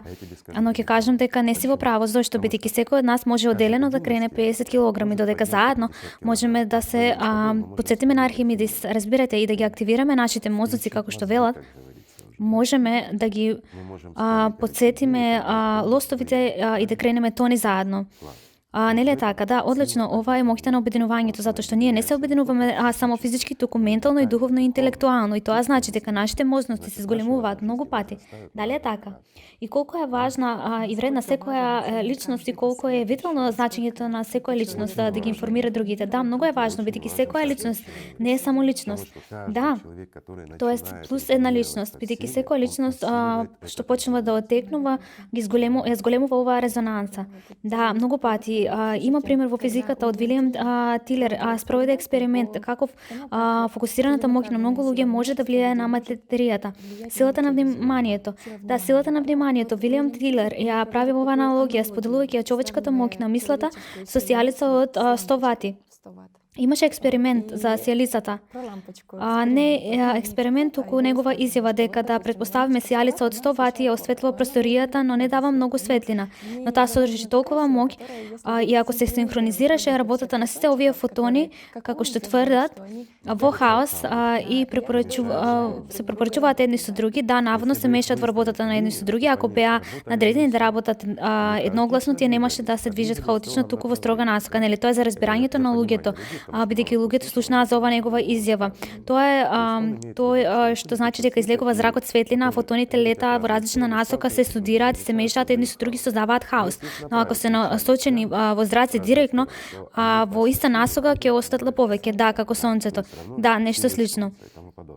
И јас малку не се согласувам со ова негова изјава. Самата идеја е добра, но не одговара на реалноста. Зошто? Бидејќи сијалицата од 100 вати емитува, за жал, не само фотони 3, туку и фотони 4. И тоа е веќе алатра физика. И не одговара на каноните на конвенционалната физика. Затоа нема да пројде, но тука има суштина. Подобро е, ќе дадам уште еден пример што секој може да го потврди. Ајде да земеме што ни треба. Лента. Свеќе и апсолутна темнина, по можност на секаде на поле. Тоа е едноставен пример што секој може да го потврди. Да земеме една свеќа што може да осветли, на пример, 10 квадратни метри. Значи ние мериме. Земаме уште една свеќа, во теорија, колку метри можеме да осветлиме? 20 квадратни метри, така? Нели? Но ако ги ставиме и ги оддалечиме постепено, од едно место ја зголемим површината на 40 или повеќе, на 50 квадратни метри осветлување, како може да биде ова? Го крши законот на физиката. Кој сака може да го потврди тоа, што значи постои синхронизација на светлина на фотон. Значи, благодарение на експериментот на овој човек што го спомна Жана, тој дошол до таков заклучок дека свеќата побрзо се синхронизира, но ако фотонот во сијалицата е синхронизиран, тоа би било слично на огромна, бидејќи толку огромна моќ ќе зрачи, на вистина многу фотони, но тоа се малку поинакви фотони. И поентата е дека човекот е способен за многу, неговата сила. Да, човекот е вистина способен за многу, тоа е вистина. Со помош на неговите експерименти, тој се обидува да докаже дека луѓето може да пременат многу работи околу нив. Многу, навистина многу, особено кога луѓето ќе го вложат своето внимание во една цел. Се случуваат многу чуда и многу необјасними работи. И ваквите примери се исто така многу бројни. Да, навистина, ваквите примери се многу бројни. Например, од 60-тите години на минатиот век американските научни спроведува многу експерименти на влијанието на моќта на мислата врз материјалните супстанции. И еден од овие експерименти беше за влијанието врз на pH вредноста на водата, што значи потребно беше да се зголеми. Тие собраа 4 искусни медитатори, луѓе кои ги искусија нивните внатрешни квалитети. Медитатори, мои луѓе, се луѓе кои се занимаваат со медитативни практики. Да, сосем во право. Тоа се луѓе кои работат на себе, кои знаат да ги контролираат мислите. Тие требаше да влијаат на електричната кутија, ставајќи таму намера да ја зголемат pH вредноста на водата, што се наоѓаше во близина на кутијата. Со други зборови, влијанието не беше врз самата вода, туку врз кутијата, што последователно влијаело на водата, да, на електричната кутија, што наводно требаше да ја зачува оваа намера. Да, имаше таков експеримент. Да, откако беше спроведен експериментот со кутијата беше спакувана во фолија и испратена во друга лабораторија оддалечена 2000 метри да проверат како ќе се промени влијанието на електричната кутија врз водата, што би веќе беше таму, мислам на далечина. Експериментот беше спроведен на расстојание од 3 медитатори. Да, и тие информации беа зачувани. И колку долго би влијало на водата. Да, апсолутно во право. Се покажа дека експериментот ги оправда очекувањата и изгора на тоа ја зачува ова намера. Дури ги надмина очекувањето. Надмина на вистина. За неколку години, да, продолжи да влијае на pH вредноста на водата. Да, сосема во право. Да, добро се сеќавам. Патем, тоа е многу интересен експеримент и ние не го спроведовме, можеби како опција. Можеме да го повториме. Исто така е интересно. Да, колку зависи од луѓето што ја синхронизираат својата работа, секако многу. И докажано е дека pH вредноста на водата се зголемува и за време на експериментот и на растојание, и дека за човечката намера во принцип просторот и времето како такви на вистина не се важни, затоа што полето што било вградено од луѓето работело многу подолго. Силата на неговото внимание, да. Моќта на вниманието. Всушност денес не знаеме, мислам, од аспект на науката. Човекот е далеко од истражен, а неговите способности не се истражувани, додека човечките способности се всушност огромни на крајот на краиштата, толку многу експерименти се спроведува дури на Латра ТВ. Например, кога некое лице отклонува лазерски зрак, со што со моќта на неговото внимание на крајот на краиштата, ова всушност ги крши сите закони на физиката и ова е невозможно. Или да го земеме например момците кои демонстрираа кога синхронно вложуваа внимание во токму таа телекинеза. Да, или телепортирање на ударна далечина. На крајот на краиштата ова се факти, но апсолутно ги кршат сите закони на физиката. Но ова само укажува на тоа дека во денешно време има такви луѓе кои всушност од секогаш имало такви луѓе со такви способности од памтивек, но ако не можеме да го објасниме тоа од аспект на наука, полесно е да го замолчиме тоа и да кажеме дека не постои. Или, иако моќта на човечкото внимание е огромна. Тоа навистина е така. Човекот може да влијае на многу работи, ако правилно ја вложи оваа моќ. Ако знае дека ја има и може да ја искористи. Исто така, многу интересно во однос на синхронизацијата, што во денешно време се наоѓаат антички градби кои на учениците всушност ги поврзуваат со резонансите на Шуман, со фактот дека од античко време се случувало синхронизација на луѓето и овие конструкции кои имаат форма. Места каде што луѓето се обидува, да, добро, не се обидува на тие навистина влегува во одредена резонанца, што значи тоа беше синхронизација на нивните внатрешни вибрации. Да, тоа се разбира, постои за одредени цели. Да, значи не е тема на нашиот разговор, но интересно. Да, интересно е со тоа што моќта на синхронизација и заедничките напори на луѓето може да влијаат на многу работи. Многу работи. Да кажеме вака, фала му на Господа, во потрошувачкиот формат ние не знаеме многу и заборавивме многу работи. Игор Михайлович, дали луѓето може да влијаат врз климатските промени? Особено, постои теорија која вели дека психичката енергија на човекот може да влијае на сезмичките активности. Да подсетиме дека од памтивек имало луѓе кои се сметале за светци, да речеме во Индија и на многу други места, кои, ако се населиле во некој регион, тоа беше некаков бенефит за оние луѓе кои живеа во тој регион. Зошто бидејќи климатските настани ги поминаа покрај нив. Всушност има такви примери, многу.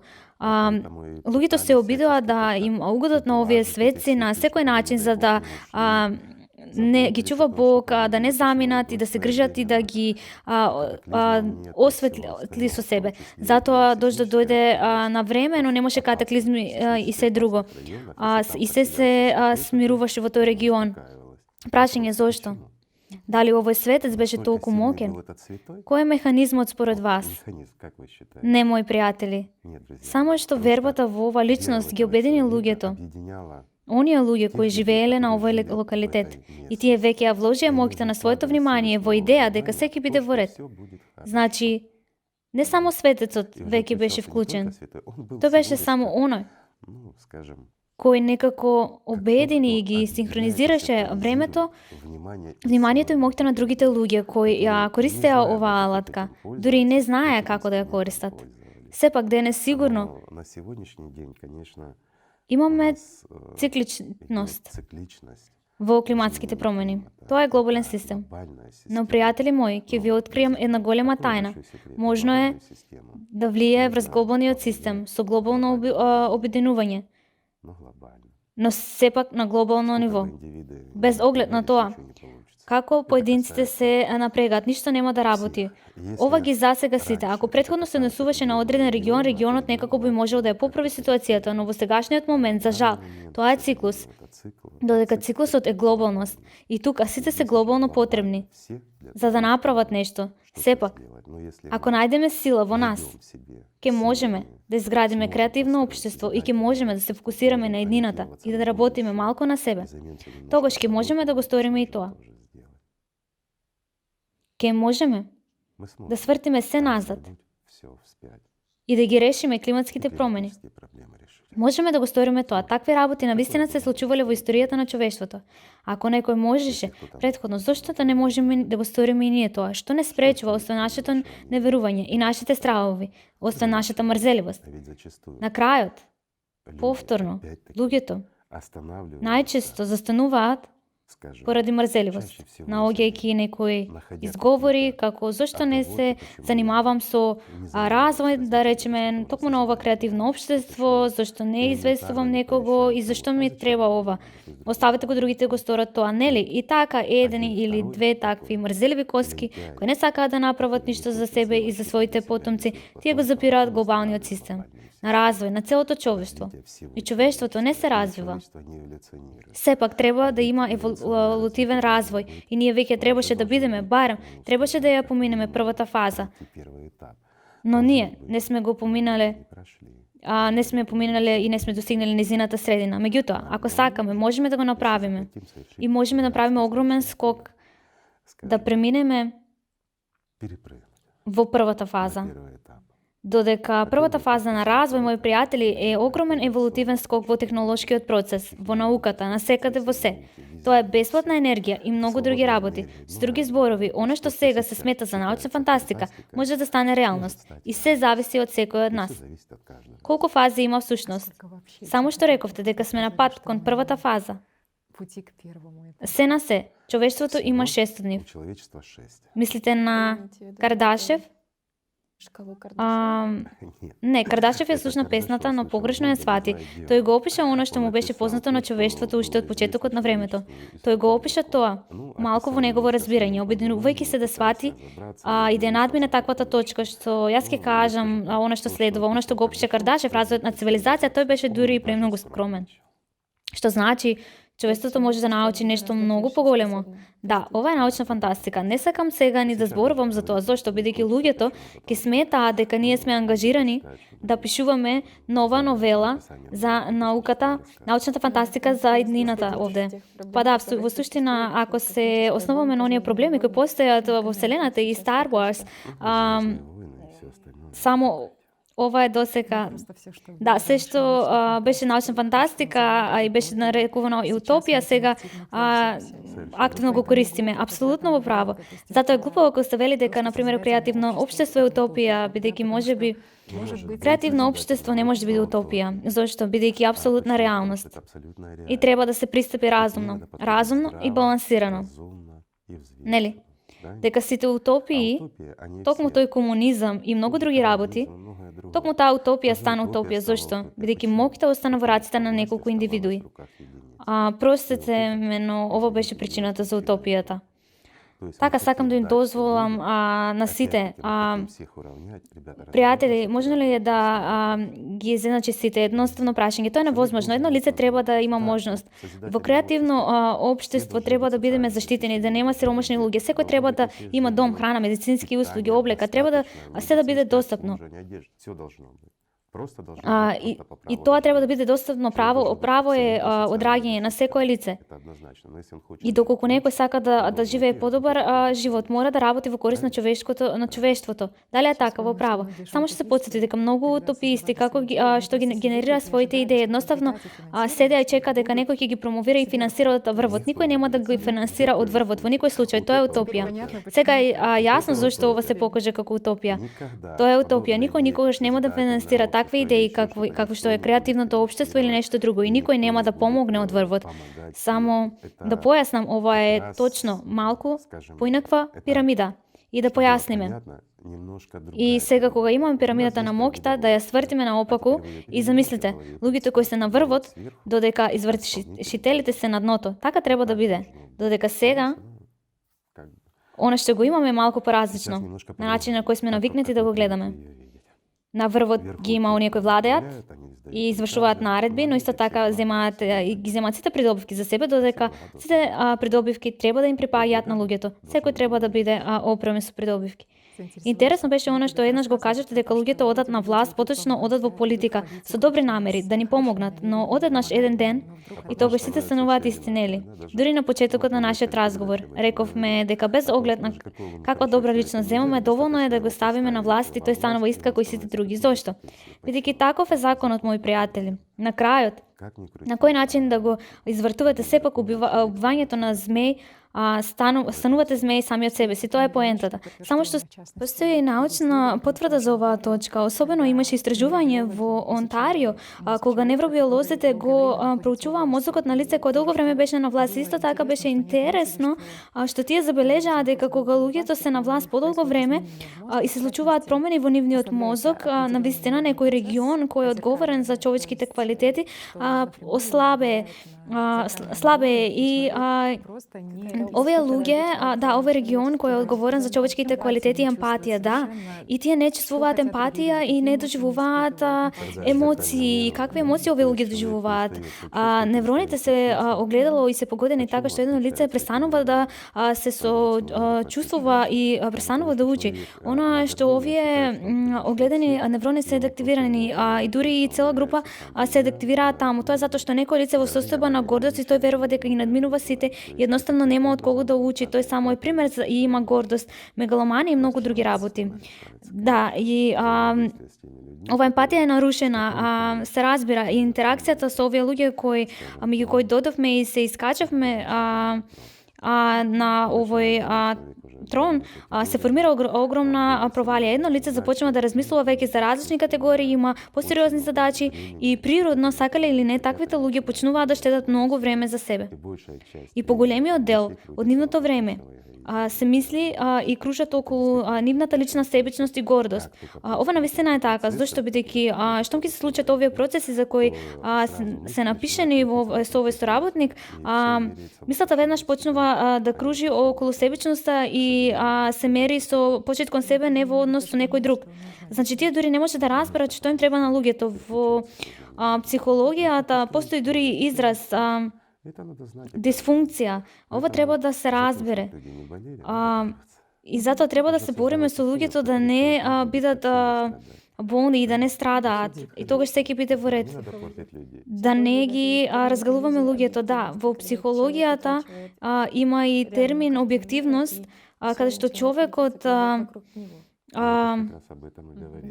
ја губи реалната слика и се почнува да кружи околу него. Ова е токму и ова е манифестација, ова е како механизам каде што човекот ја достигнал на високата моќ и тој губи.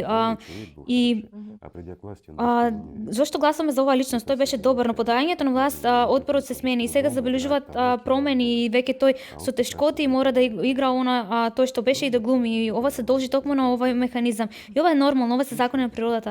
Тука нема ништо страшно. Но треба да се грижиме за луѓето.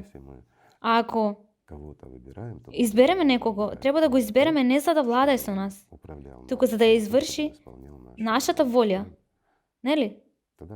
Тогаш секи биде во ред. Тогаш едно лице едноставно на работа. И тој совршено разбира дека неговата работа е ни повеќе, ни помалку. Треба да ги штитиме луѓето. Ова е момент и станува јасно кога луѓето доаѓаат на власт. Има пример во еден учебник. Многу е импресивно за разбирање на она што се случува со овие луѓе. Тоа е реалност. Секој се сеќава на големата патриотска војна, опсадата на Ленинград. Имаше таков град што беше под блокада, кога луѓето умираа од гад и слично. Значи, имаше еден партиски функционер кој беше водач на комунистичката партија. И тој го надгледуваше редот таму. И тој да размислува добро и правилно, кога луѓето јадеа трупови, се яде едни со други, гладува, вистина е, тажна вистина. Печальная правда. Му се готвеа вообичаени умилени колачи, за да може полесно да размислува за тоа како да ги инспирираме и поддржуваме луѓето. Можете ли да го замислите тоа? Со други зборови, тој не губи ништо. Дури и таму тој живееше, како што беше навикнат. Втора светска војна. Градот Ленинград беше под блокада 872 дена, од 1941 до 1944 година. Отсекувањето на очевидците кои биле во близина на владеачката клинка на опколениот Ленинград. Огромното мнозинство граѓани на Ленинград умреле од глад, а не од војни операции. Стотици илјади трупови на луѓе кои починаа од глад само лежеа на улиците на Ленинград. Луѓето беа во состојба на екстремна неохранетост. Веќе во првите месеци од обсадата, стотици луѓе беа уапсени за убиство на луѓе, за да јадат месо од нивните тела. Во време кога граѓаните на Ленинград јадеа кучиња, мачки, стауерци, убиваа возрастни и деца и ги јадеа нивните трупови, владеачката клинка, особено првиот секретар на Ленинградскиот регионален и градски комитет Андреј Ждранов, исто така како и неговите послушници, не одбиваа ништо, ниту пушен колбас, ниту омилени колачи. Така, за собственикот на градот, другарот Ждранов, неговите омилени колачи беа специјално направени за да може полесно да размислува за обичните граѓани на градот. По обсадата на Ленинград и до ден денес, историографијата се обидува да ја претвори непогодната реалност, вистината за моќта, во мит. Но погледнете сами на фотографиите од тие години.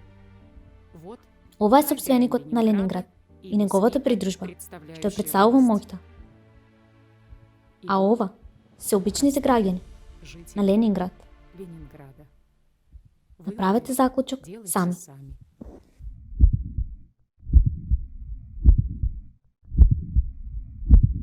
Разликата.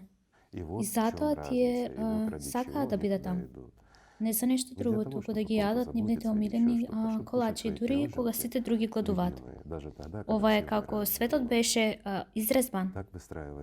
Ние самите сме корумпирани всушност и некако ги казнуваме овие луѓе на овој начин. Да, ние самите ги казнуваме овие луѓе, буквално им го одземаме животот и човечноста. И затоа не треба да бидеме изненадени и навредени, напротив, таквите луѓе треба да бидат спасени. И падот на спасение е еден, замислете. Да речеме.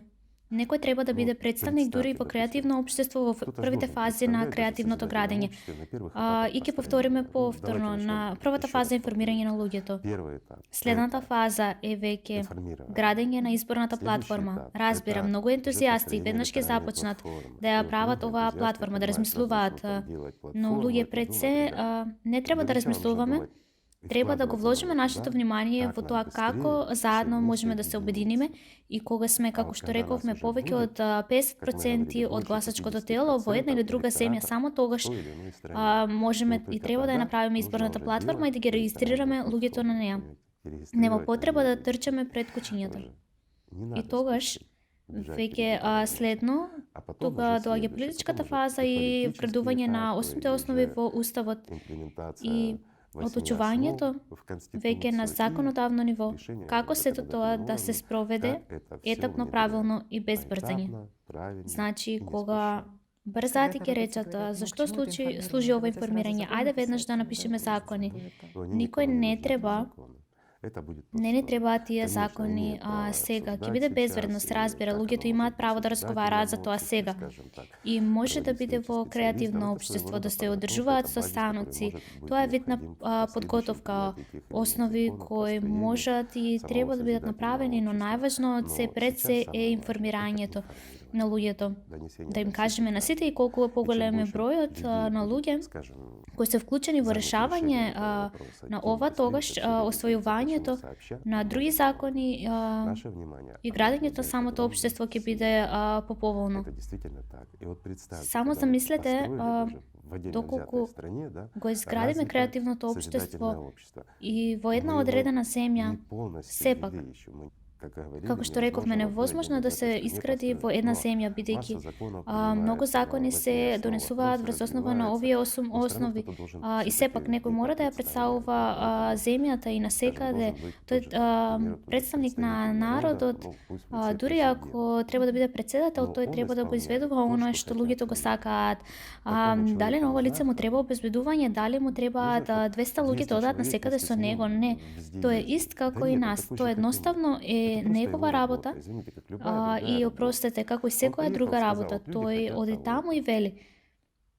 Да, он представляет страну. Луѓето Но го он сакаат представляет следново. людей Тој ја и их представува земјата, ги решения. представува И он луѓето, может свободно жить. и Ему тој не надо, чтобы повторно може да живее простите за слободно. подробности, Простите но за прежде чем он деталите, но зайдет в некој може, туалет, там должны но тој поковыряться треба да влезе во какие-нибудь тоалет и специалисты, некои чтоб, не дай професионалци бог, треба да что. го испитаат, не дај Представьте Боже да такую има жизнь. нешто. Дали Видите, тоа е что живот? человек Не е берет живот. сам Тоа себя, буквално да се ставате садит во в затвор тюрьму, под стража в буквалном смысле под и охраной, вечува и он 24 везде часа на 24 ден. часа в Тој сутки он находится под охраной. У него Тој престанува да живее, тој има многу проблеми и сите ве мразат. Змислите да живеете така, за да заработите некој денар. Мислам, постојат многу подобри начини. Талентираните луѓе треба може да заработат на полесни начини. И тогаш може да одите во продавница или на било кое друго место. Замислите кога сите ве поздравуваат како председател и вие се поздравувате и никој не ви се заканува. Мислам, тоа е одлично, зарем тоа не е спас за оваа личност? Да, тоа е одличен одговор на прашањето, бидејќи е корисно за оние кои политичари кои или оние кои се на власт. Да, навистина, токму од оваа причина го искажавме.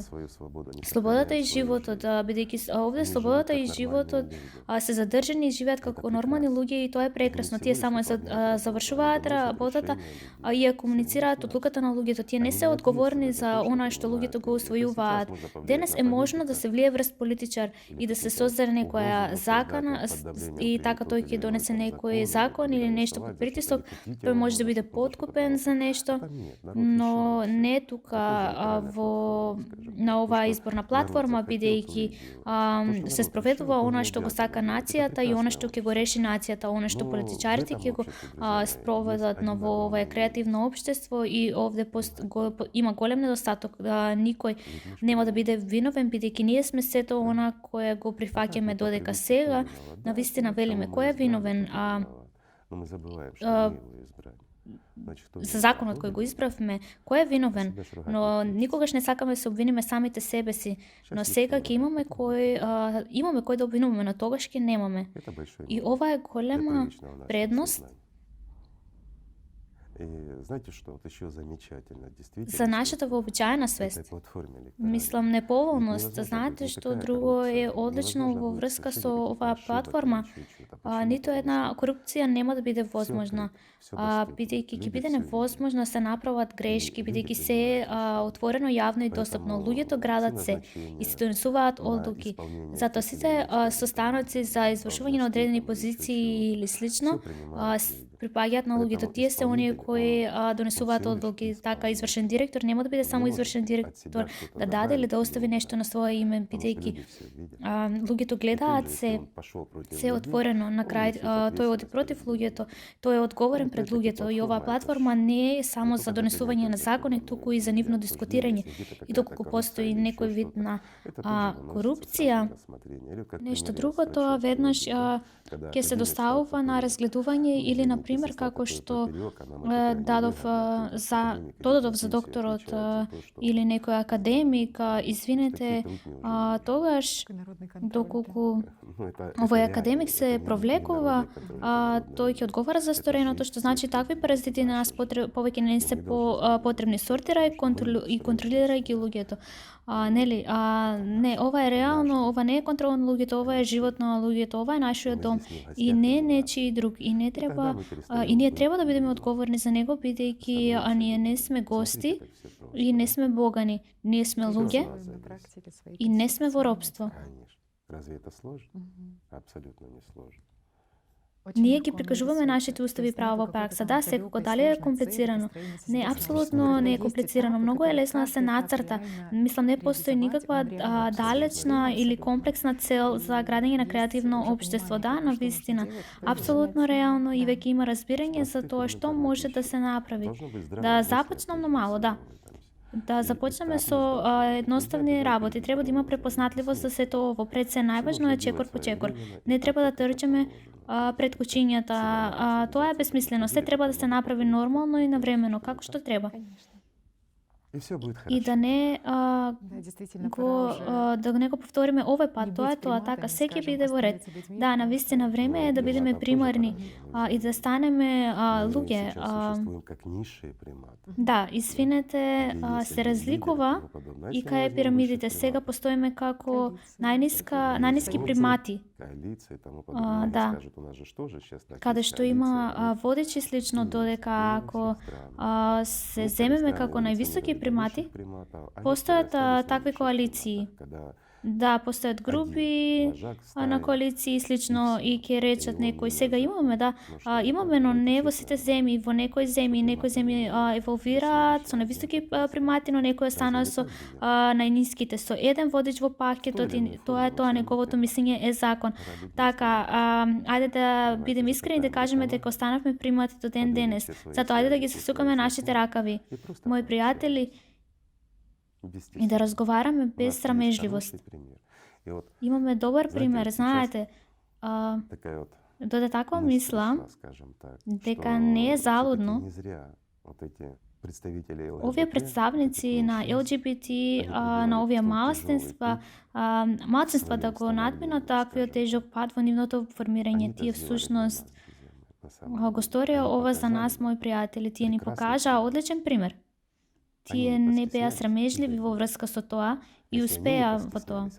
Ако не беа срамежливи да ги бранат своите права како малцинство пред мнозинството и да успеат во тоа, тогаш ние како множинство за доброто на едно прекрасно креативно општество со една едноставна идеја нема за што да се срамиме. А нели е така? Да, на крајот на краиштата ние го посакуваме ова за сите, вклучувајќи ги и нив. Затоа што тие ни служат како прекрасен пример и имаме што да научиме од нив. Да, кога ќе се постави прашањето дали треба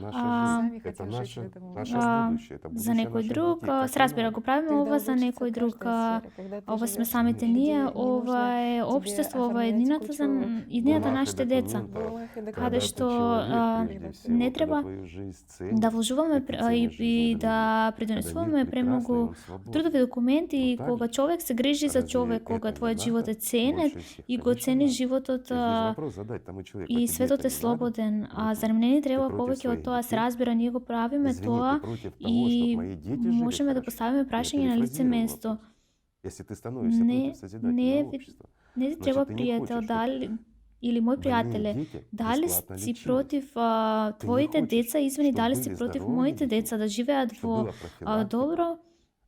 И доколку го поставите ова прашање и некој се спротивставува, ако сте против креативно општество, тоа значи дека не сакате болните деца да се лекуваат бесплатно, или не сакате децата да бидат здрави и не сакате да примате превентивна нега или не сте заинтересирани за иднината на вашите деца и за слободата. Тогаш кој сте вие? Мислам, обратите внимание и прашате го ова прашање на вистина, дали треба повеќе од некој друг или само некој непријател на целото човештво да го каже тоа. Бидејќи дури и зависници од алкохол и дрога нема да го кажат тоа, дека не се заинтересирани за креативното општество. Неразбирливо е. Не сакам никого да навредам, но, мои пријатели, ова навистина е нечовечно. Дури, затоа треба да објасниме на сите што значи креативно општество, да им покажеме начини како да се обединиме и како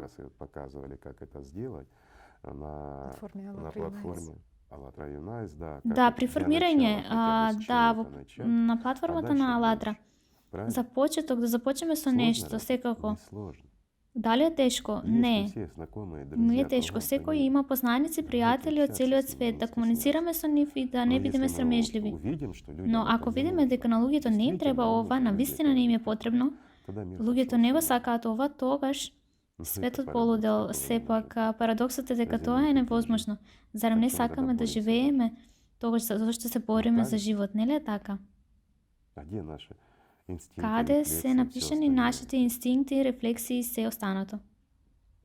Да не, люди хотят жить. Не, Хотят луѓето жить сакаат да достойно. живеат и сакаат да живеат пристојно, како луѓе. Просто нужно немножко Треба само да се приложить пријавим усилия. и Нужно да объяснять людям, вложиме малку напор, да вложиме, только вместе, да им објасниме на луѓето дека само в заедно глобальном объединении, во глобален противостоять сојуз глобальным можеме да се проблемам. спротивставиме на У глобалните нас выхода проблеми. нет, друзья. Друг излез немаме, пријатели. Помните прошлую передачу? Запомнете го претходното видео. Не е застрашувачка приказна. Повторно велам, тоа е објективност. Тоа е реалност. Но мы можем. Но если можеме, хотим. доколку сакаме. Как говорил Циолковский, в золотой век смогут войти Како те, што рече кто сможет Циолковски, объединиться, кто Во может златната се доба объединить. може да влезат само оние кои ќе Золотой може век да се може обединат и наступити кои ќе лишь се тогда, научат да се если мы обединуваат. сможем объединиться. Златната доба ќе може да дојде Но самое само интересное, тогаш и кога ќе ништо можеме да не се постои обединиме. стоит Интересно е тоа што ништо не ни Ништо. застанува на патот освен нашата глупост. Просто Ништо, всё. ова е корисно за секого и корисно е за сите. Это вписывается И даже в дури нашу се вклопува потребителскую во модель, нашиот которую мы потрошувачки живем, модел во привычный кој сега ние живееме. потребление. Во обичаениот Потому что мы модел на хотим потрошувачка сделать так, затоа што чтоб нам сакаме было да се выгодно осигураме экономически, дека е покорисен за нас во всех и од других економски аспектах аспекти и од сите отношений други с аспекти человеческим и термини Это за будет човечки живот. Ну, И ќе некоторые биде зацепят, мы ведь в прошлых передачах покорисно, говорили, ну как, некои выгодно, луѓе типа, ќе изберат и ќе приехал речат. на красный свет светофора и 3 месеца мыть Правилно е ако јас преминам на црвено светло и треба да чистам 3 месеци јавни тоалети, наместо да платам парична казна и да продолжам со возилото. Свеста може да го избере тоа, но да го разјасниме од друга перспектива, од перспектива на возачот. Привычно, превысил скорост. Доколку направите вообичаен прекршок и Никогда надминувте ограничената брзина, каде што има црвено светло и никој не е наоколу и сте принудени без никаква алтернатива да чистите јавни тоалети, па дури и да носите специјален елек, така што ќе биде очигледно дека сте пристапник на вашата гордост и себичност. Тоа е недозволиво. Тоа е омаловажување на некоја личност. Да работите како животно во зоолошка градина. Подобро е да се работи и да се чисти тоалети 3 месеци, барем 2-3 часа во ден, како слободна работа, тоа е нереално и сурово. Сега да ја разгледаме другата перспектива. Вашето дете преминува на патот и хулиган, херој кој сакаше да премине на црвено светло, не го забележа вашето дете и несвесно премина Как вам эта ситуация? Что вы сделали с этим водителем? Так вот, и для того, без чтобы вы проявляли свои звериные никаков качества, прекршок. Што мислите за ничего таквата вам не придётся состојба? делать. Што би му направиле на овој нужно возач? ездить на красный свет. Также и превышать скорость. Не треба да му направите ништо на никого, но не треба да преминувате на црвено светло. На крајот на краиштата, ограничувањето на брзината, посебно во населени места, бидејќи овие правила се напишани со нечија крв, тоа се правила кој некој платил со својот живот.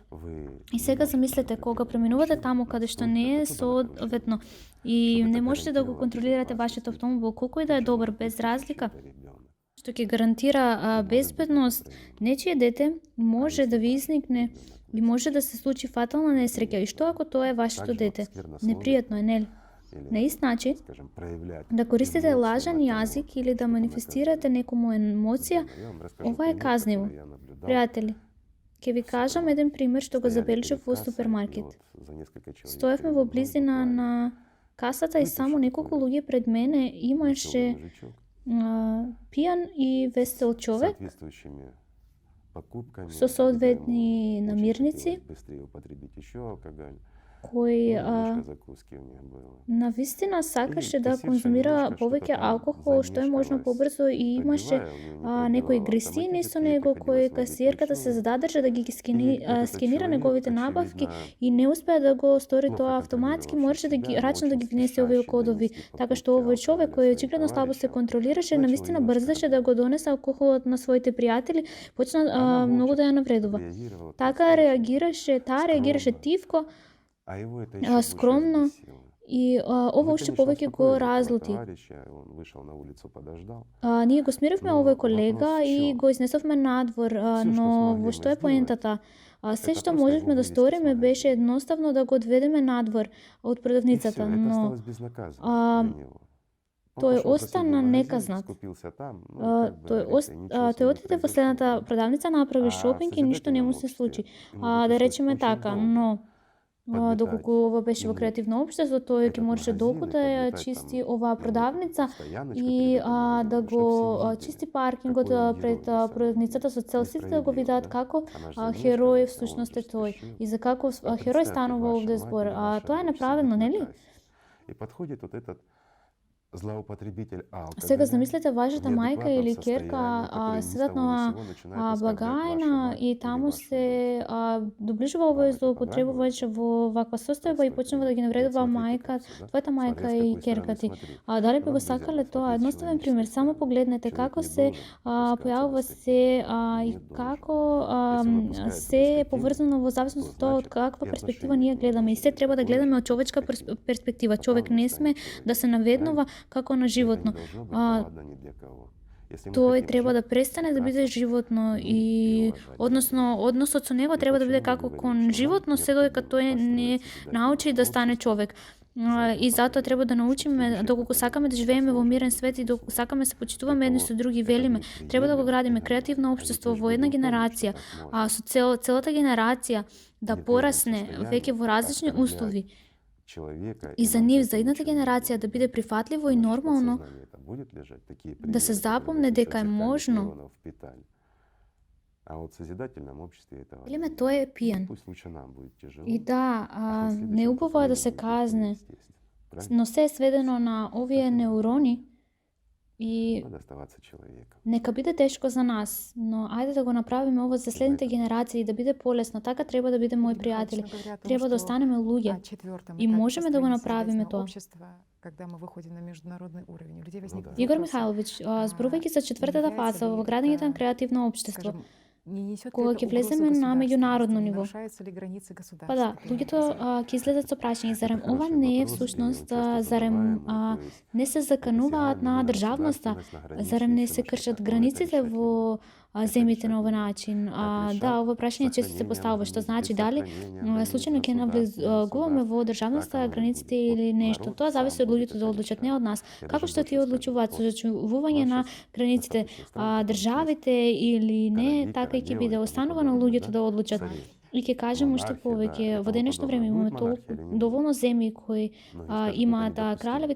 А если кралици и вдуматься, слично, монархия монархија, на да. сегодняшний день это, ну, скажем так, Дали это ќе уже има традиция, монархија или слично? да? Ведь есть А, парламенты, где принимают Многу законы луѓе и ќе всё речат, остальное. тоа А будут принимать законы и управлять недозволиво. землю сами, Ако да? размислиме, денес А монархиите монархија се веќе это традиција. На крај на традиция. краиштата постојат Ну, парламенти я каде не што се знаю. Вот донесуваат как по закони. мне, Но сепак луѓето овде ќе ги лично, донесуваат то все наши законите и ќе традиции владеат надо менять. за нивните животи. Всю нашу Додека историю надо монархиите се менять. традиција, не Все знам, според лучшее, мое лично прекрасное, то, что гледиште, вдохновляет людей, сите надо наши сохранять. традиции треба да бидат Но это зачувани, мое целата наша историја треба да биде Вспоминаю зачувана. прошлую Се передачу, најдобро и прекрасно, когда она што ги мы инспирира говорили луѓето про треба да се 3,5 зачува. миллиарда человек, Тоа е которые моје могут мислење, стремиться со но своих мест. И тут задаешься вопросом, еве, а будут ли вообще подсетувајќи се существовать на эти границы в предходното видео современных кога зборувавме за ситуациях? 3,5 Люди милиарди решат. луѓе кои Ну, може да се скажем так, преселат од своите если места. мы И така се отходим поставува от прашањето дали философии воопшто ќе има и граници во рассматриваем денешното построение денешната созидательного климатска общества в ситуација. идеальных Луѓето ќе условиях, одлучат, да какие речеме, есть сейчас, да? ако Если мы отстапиме успеваем, а од если мы не филозофијата, успеваем, на крајот на краиштата и у меня размислуваме, простой да го вопрос. изградиме Даже креативно смущение општество во 3,5 идеални услови. милиардам людей Оние што ги имаме четврт сега, доколку сме на време, доколку не сме на половина време, планеты, а имам другую едноставно половину прашање. сохранит Дури емиграција ваши на границы? 3,5 милиарди луѓе Ваши права, ваше на дел и половина од планетата кон другата Как половина. Дали тоа это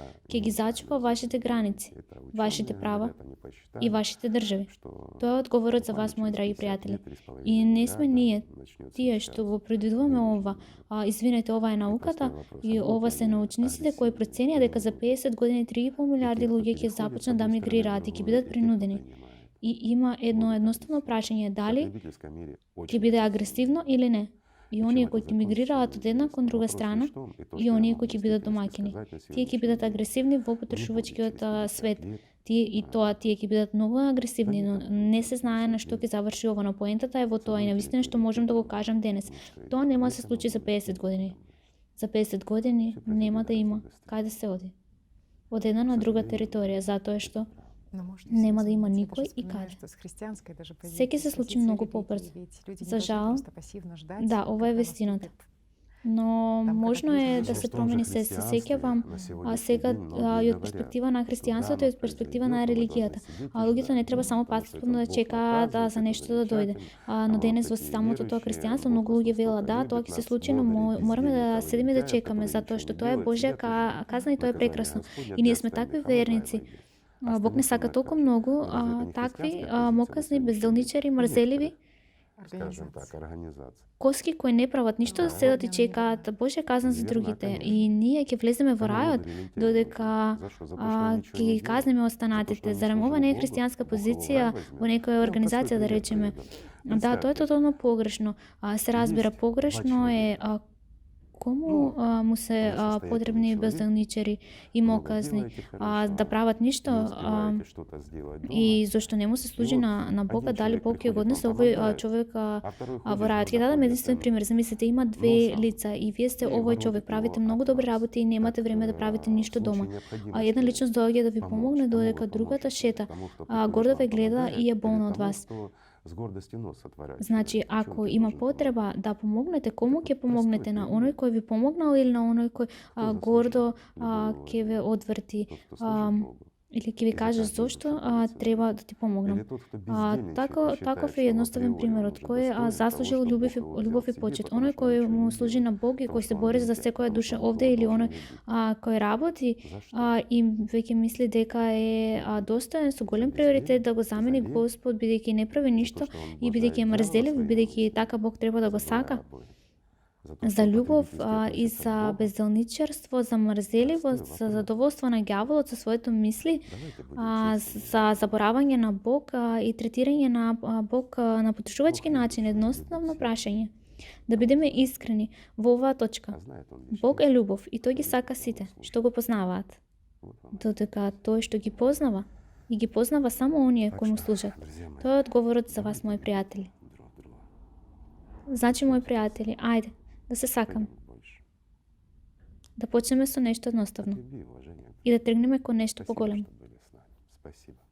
Од љубов и почит. Еден кон друг. Ви благодарам што бевте со нас. Ви благодарам.